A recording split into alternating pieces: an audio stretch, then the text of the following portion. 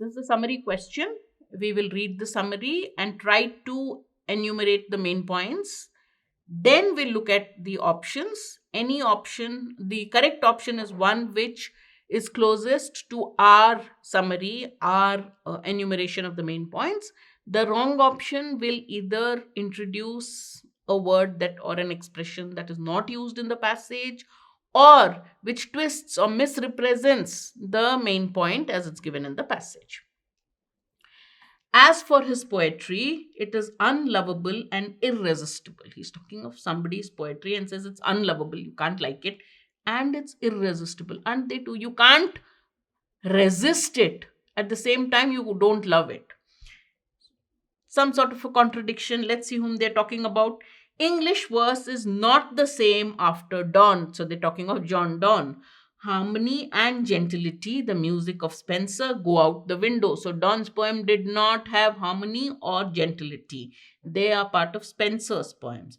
And in comes a ferocious, sometimes grating intellectual energy and intense superiority. So Donne's poem did not have gentility or harmony. Instead, they had a ferocious, grating intellectual energy and an intense superiority. You can read pages of Donne and register only the oppressive proximity of his pulsing brain.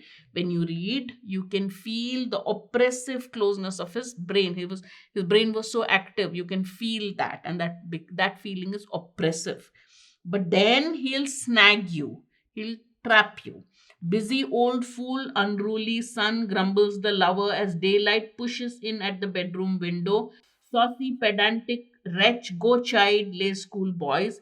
Encrusted as his vocabulary could be, he had a shocking talent for immediate everyday speech.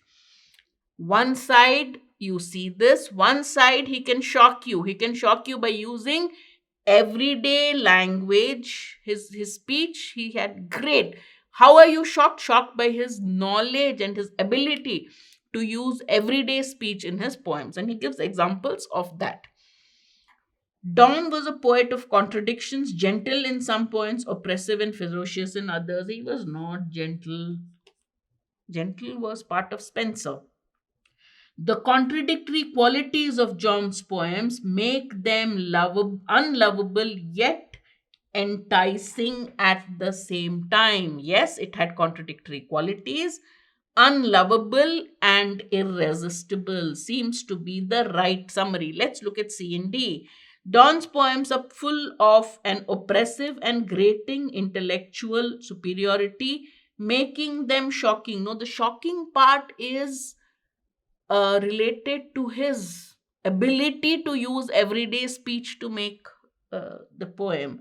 So it is not the oppressiveness and the intellectual superiority which is shocking, right? So this misrepresents the point made in the passage. Donne's poems thrive on contradictions. No, they're contradictory. It's not that he deliberately made them contradictory, right?